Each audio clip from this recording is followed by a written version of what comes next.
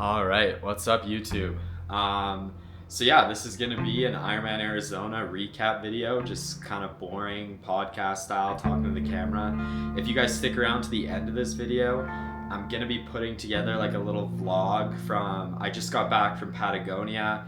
I spent a week in Porto San and near Coheki, and also a week in San Pedro, which is like the desert in northern Chile. And the reason why I went there, I got the opportunity to crew one of my athletes that I coach at the Patagonman Extreme Triathlon, which was super, super cool.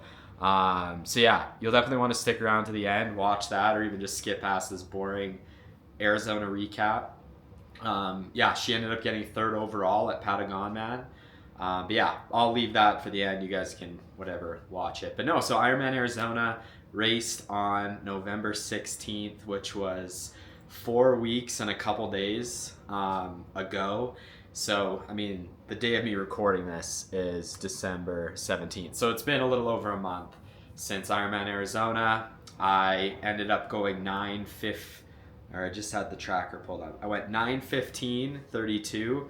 I got second in the 18 to 24 age group. I swam a 1:07:58, which wasn't good. 4 minute and 8 second transition one, 4 hour 33 minute bike, and a 3:27 run, and a 2 minutes and 53 seconds T2. So yeah, I'm gonna walk you guys through, I guess, from the start of the race to the end of the race, and then just honestly just my thoughts on it, and obviously maybe I'll talk a little bit about my plans for next year as far as races go, and I guess how the off season's been. But so with Ironman Arizona, going into it, for anybody who's followed me, you guys know that I really set the bar high and I wanted to go sub 9 at this race. And obviously, in me saying that, like, I'm also a very realistic person just when it comes to putting my goals out there. But like, sometimes you got to shoot for the moon, or what's the saying? You shoot for the moon, or you shoot for the stars. Sometimes you land on the moon. I don't know. I don't exactly remember how it goes, but I think going sub 9 was like I would have to have had like my perfect day, which ended up being the case. I mean, obviously, like, I'm still very stoked with how I did at Ironman Arizona, but the goal was to go sub 9 and get a Kona slot, which I did get a Kona slot, which, that's, I'm proud of that. I mean, I put a lot of work in just training for this race all summer long, and it was there, like, just I put so many of like my eggs in this basket of like preparing for this race, like, and just the sacrifices I made and everything like that. Like, it meant a lot to me to, obviously at the end of the day, like, I didn't care if I got a Kona slot. Like, I just wanted to go into Arizona feeling like, with how much time that I allocate towards triathlon, like, I was putting my best foot forward, and not showing up to race day feeling like I half-assed it. Like, I wanted to just like put my all into it, if that makes sense. And yeah, so I got a Kona slot, and I guess going into the race, obviously I was feeling really good. I had a call with my coach going into the race, and we kind of talked about just expectations, and so I'll kind of fill you guys in on that a little bit. So going into the race, we kind of talked about obviously like splits and things like that, and obviously for the swim, honestly, like, I didn't grow up swimming. It's not my biggest strength. I swam an hour and 3 minutes in New Zealand back in March, so I didn't think I was going to swim slower than that, but I ended up swimming 5 or 4 minutes slower, which is, not great. But I think at the end of the day, like, the goal of the swim was just to get through it. I mean, have the best controlled swim as possible. I mean, it's such a small part of racing an Ironman. Like, where it really matters is obviously on the bike and the run. And then getting onto the bike, I know I'm going to really zoom past this, but I mean, I don't really know how much you can really talk about swim, bike, and run. Like, there wasn't any drama in the water. I just didn't swim to, what I thought I was going to, and that's okay. For the bike, we kind of set in our pre-race call, like, me and my coach, that probably somewhere in the ballpark of 240 to 260 watts was like normalized, was within my wheelhouse. And yeah, I ended up normalizing 243 watts, I believe, for the bike leg. I biked a 433, fastest age group bike split. I think I had like the one of the fast, like top 10 age group bike splits of the day. And I also outbiked like, I think 8 of the pro athletes, which was kind of sick. I mean, obviously, like for me, I grind the bike. I think just with my hockey background, like it's what I enjoy training the most. So obviously, it should be my strength. I love riding my bike. So I was super happy with that. And yeah, honestly, like the entire bike leg itself, like during the race, like I felt like I just kind of, Arizona's like a 3-loop course. So I really just like getting out of the water. It was basically just, stick to power. It's a pretty flat course. It was super windy out there. At least I found it pretty windy. But I mean, I'm used to winds riding out here, just in southern Alberta. But it was definitely windy. And yeah, I think if there was one thing that I wish I would have done better was just how I carried my nutrition, because in the first probably 40K of the bike, my BTA mount where my TT bike holds bottles completely broke off. Like it was so sweat eroded, and I should have looked at it before and put new bolts in. But yeah, so that ended up breaking. So obviously my plan and what I do in Ironmans is I grab bottles from aid stations and tuck it in there. But I couldn't do that. So I think that overall, I think the biggest mistake I had on the bike was not getting in enough nutrition and not enough hydration. I mean, I think I was pretty dehydrated. Like this might be, I mean, obviously if you're watching this, you probably know in triathlon you piss yourself, and I did not piss myself once on the bike. And usually like I'll rip it like a few times or like a couple times at least, but yeah, I don't think I did not pee once on the bike, which is like probably not a good thing, at least for me, and relative to the previous races I've done. So I think just like looking back on the bike, like that might have contributed to what I'm going to talk about, like me getting into the run. But I mean, all in all, super happy with that bike split. I mean, I think my biking is in such a good place, and like, pushing 240 watts just felt like very steady, very easy. Like obviously like near the end of a Ironman bike leg, like you're going to feel tired. You're going to, want to get off the thing. But I think all in all, like I felt like that was, I mean, huge progress from New Zealand. I mean, I pushed a little over 20 watts more in just 6 months time, 5 months time. And, going on to the run, obviously this is where me and my coach, like we had pretty high expectations. I think going into the race, like running anywhere from a 3:10 to a 3:15 was like, even for myself, and I'm usually someone to downplay what I think I can do. Like, it's not even a confidence thing. Like, I think I don't know, like I have to like genuinely go out and prove it to myself to believe I can do it. So like we talked about it before the race, and we kind of said like a 3:10 to a 3:15 was doable. And so basically for the first half of the marathon, I felt really good. Was clocking in like 4:30 to 4:40 per K at the 21K mark, because my watch, it like beeps at me when I run a half marathon. I ran the first half marathon in about a 1:36 half. So, in my head, I was like, okay, 1:36 half, gonna be, I'm on pace to go sub 3:15, even if the back half is a bit slower, which is what I was kind of fully expecting. But yeah, basically, to make a long story short, I think just a mixture of not getting in enough hydration on the bike, and on the run, I don't know, like I felt like I think it was just a hydration thing. Also, obviously, just just biking hard like that, you can't win them all in an Ironman. Like, you're not gonna have a perfect day all the time. I mean, I trained my ass off going into this race, and maybe I pushed it too hard. Like, you never really know. Like, maybe if I would have been a bit more conservative in that first half of the marathon, I would have been able to run like at least like a 3:17 or 3:18, and not blow up into the 3:27 or whatever it was I ended up running.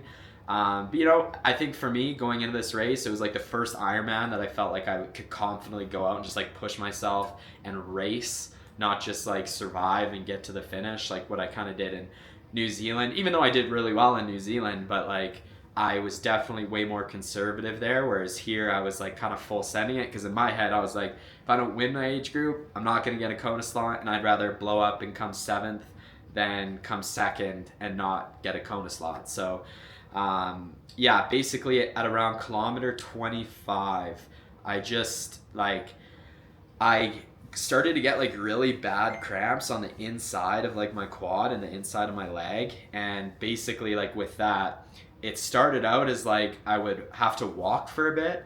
And this was from literally kilometer 26 until the end of the marathon. And I would like walk or stand still to like stretch it out for maybe like 30 seconds, and then I'd start running again. But when I started running again, like I was still running like 450 per K. So like even if you looked at my pacing on Strava or the Ironman tracker, like I was still averaging like under 6-minute Ks. But no, it was basically a walk run or a walk jog to the finish from there.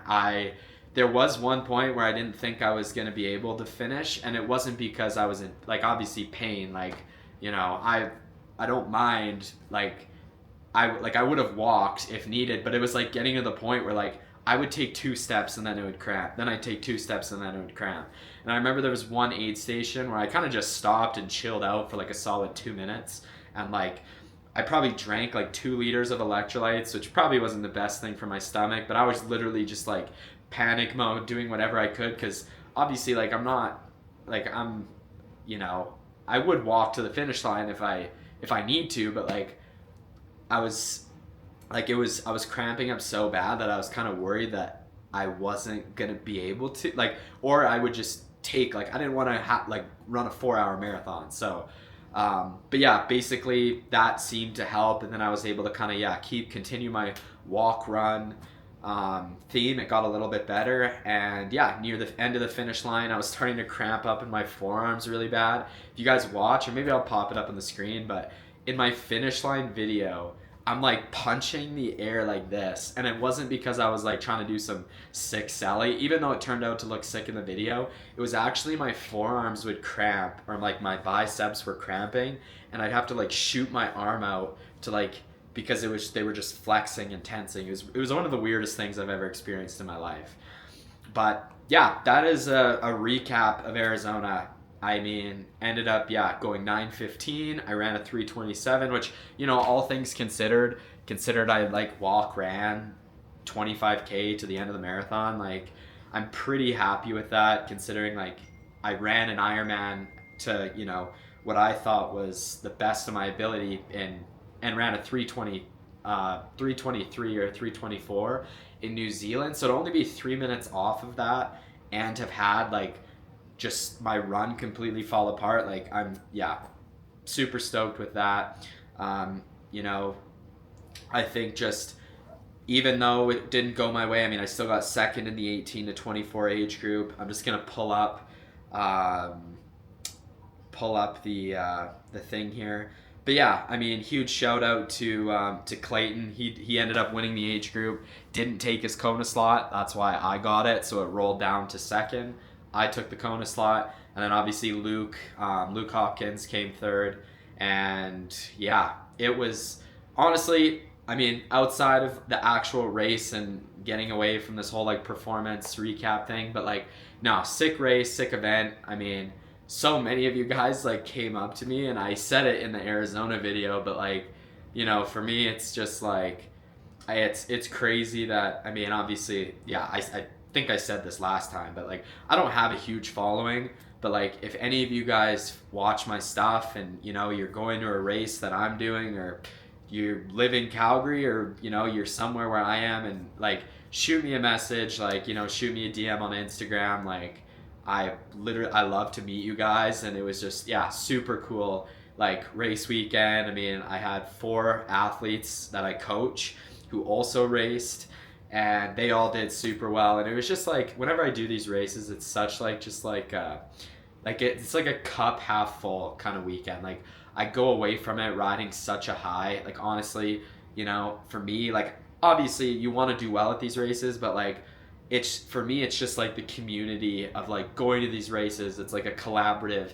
So like, you have over 1,000 people who've all just like devoted themselves to this goal of becoming an Ironman, or, you know, PRing from their previous Ironman. And like everybody who shows up there, it's just, everybody's just, it's the coolest people you'll like ever meet. So, but yeah, that's the Ironman Arizona recap. And as far as like off season, so I just wrapped up 4 weeks of not really training. Like I said, I just got back from a 2-week trip to Patagonia, and basically, yeah, I've not really taken a break from training. I mean, I was still like running and riding my bike here and there, but I didn't swim in the last 4 weeks, and just really, you know, prioritized other things. Obviously, I've been super busy with just like my coaching business, like inter-athlete coaching, and that's been really ramping up just like going into the new year. So yeah, it's been really nice to kind of take a step back, but obviously going into halfway through December now, like I'm like itching to get back into it. So I don't know exactly what races I'm going to do next year yet. The only ones that are for sure is obviously Kona. I qualified for 70.3 Worlds in Tri-Cities, so there's a good chance that I'll be there, unless, you know, for whatever reason I decide to pull out last minute. But I think just with Kona being my priority, that would be the only reason why I'd maybe take a step back from 70.3 Worlds. But I'm pretty sure that I'm going to be in Nice for the 70.3 World Champs. And then obviously, like, coming up this year, there's quite a few just races that have caught my eye. I've been looking at, you know, potentially doing Ironman Texas, which is coming up here in April, North American race. Also Ironman Cairns in June. Would love to do that race. It would kind of simulate Kona a little bit. And, you know, I don't know if I'm going to announce it yet which one I'm doing, but like definitely between those two. And I think I'm just going to go from there. Calgary 70.3, I'm going to be at that one. Going to be racing that one, which will be sick. And yeah, no, I think other than that, I'm going to start ramping up the training vlogs again, throwing together like some videos for you guys of me just, you know, starting to build for Kona, build for this next Ironman.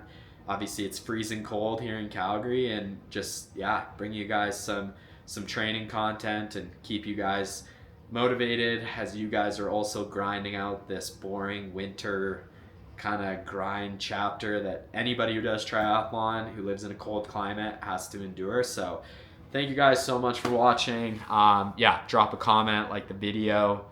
Yeah, enjoy the Patagonia vlog because it's gonna cue into that. But yeah. All right, YouTube, race morning. I'm currently riding Aaron's bike, so I'm too lazy to walk. Every January to 1100 Beckman Road.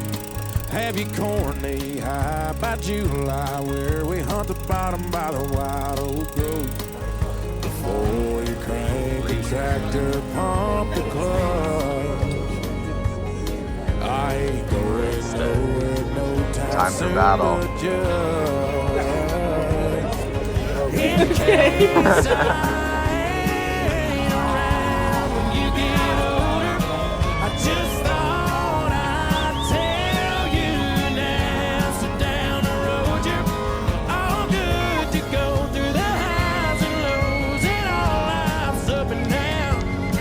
Yeah, that way I'm still there for you somehow, in case I ain't around. What's up, YouTube? So Aaron is just in the water right now. Of course, like I mentioned, like this is like I'm wearing this vest, which is actually kind of sick. But yeah, so I'm driving in the rental car, and I gotta obviously make sure that she's got everything, pick up her bike, because it's just like a completely self-supported triathlon.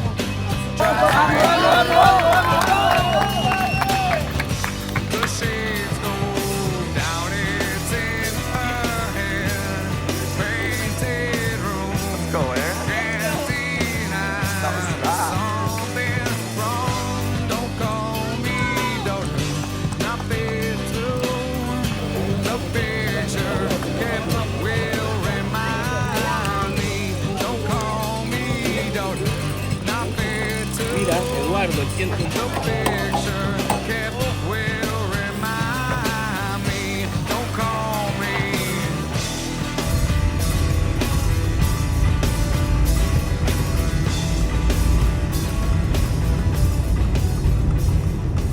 All right, YouTube. So we are officially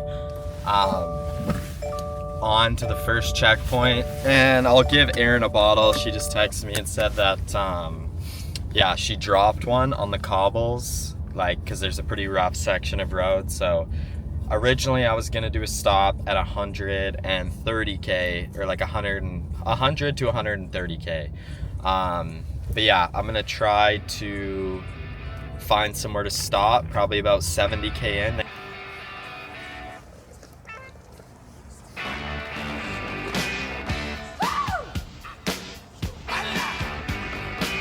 Darling, you got to let me know. All right, pit stop 1 was a success. Should I go? If you say that you are mine, I'll be here till the end of time. So you got to let me know. Should I stay or should I go? It's always tease, tease, tease. All right, YouTube, so I just checked. So 60, 70K into the bike. Erin is currently sitting in 5th or 4th overall female. So yeah, I need to somehow find a way to communicate with her just to relax and chill. I mean, obviously, like, placing well isn't really the goal. It's just kind of, you know, enjoy the race. It's in a beautiful place, and, you know, leave it all out there and do what you can. But yeah, no, kind of cool that she's the 4th overall female right now. So I think the next checkpoint, yeah, we'll see what place she's in by then. But yeah, she's doing really well.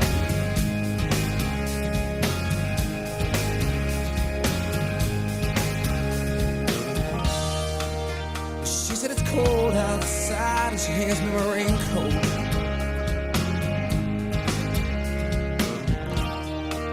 She's always worried about things like that.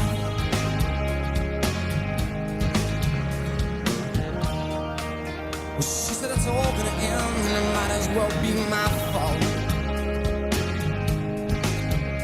And she only sleeps when it's raining, and she screams, and her voice is strange. She says, baby.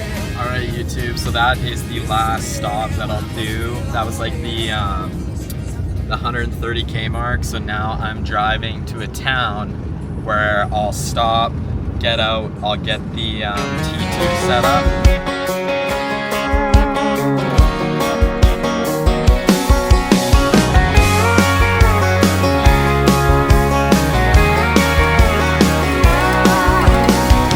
They say I walk just like it. They say I talk just like it. And they say these scuffed up boots look as good on me as they did on you. And that bored out Ford you had is running just as good as it ever has. I think I broke your record for a smallmouth bass, sunset spinnerbait second cast. Wonder what you think about that. If you walked in, pulled up a chair in the kitchen, poured a little something for some sipping, and said, tell me about everything that I've been missing, we'd be trash. All right, YouTube, so we are waiting at this bridge, the 30K point. They've got a aid station here. I'm gonna jog the last 12K in with yeah, with Erin. So we'll see how she's feeling. She should be here in the next 15 minutes. I'm not gonna lie, I feel absolutely wrecked. I feel like I did an Ironman myself, just spectating and driving around and stressing all day. So should be fun. And no, the finish line looks pretty cool, so I'll make sure to get her crossing. And yeah, unreal view right here too.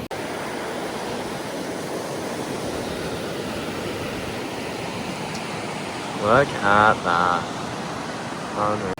So for those, because I didn't really talk about the course too much, The run course has a little over 1,000 meters of elevation, 1,000 meters of elevation gain, which is also 3,000 feet. So there is a hill right here that I'm walking up that the athletes run down. And I only have to run the flat section. But of course, by now, when I meet Erin, she'll have done all the hilly stuff. So I would honestly assume she's pretty wrecked, but we'll see what kind of spirits she's in. If she's kind of rough, I probably won't stick the camera in her face. Yeah, let's get it. Like a pro.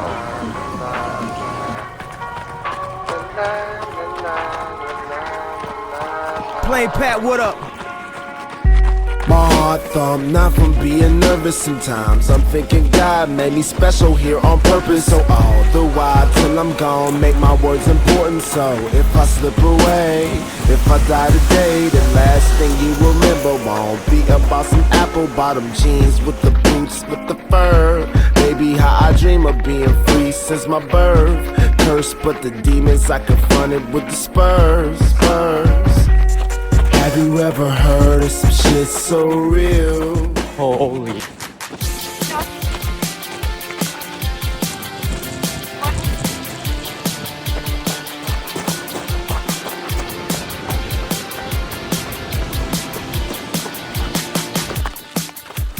Here we go again.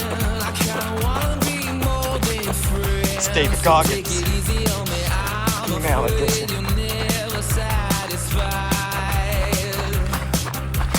Here we go again. We're sick like animals, we play pretend. You're just a cannibal and I'm afraid I won't get out alive. No, I won't sleep tonight. Oh, I want some more. What are you waiting for? Take a bite of my heart tonight. I want some more. What are you waiting for? Take a bite of my heart tonight.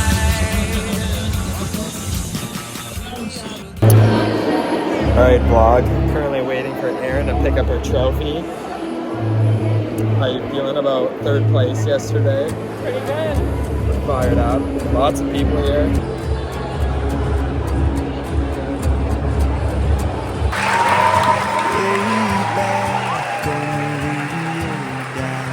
Fire got lit inside a bright every note just back in steel guitars to Memphis all the way to rock and roll.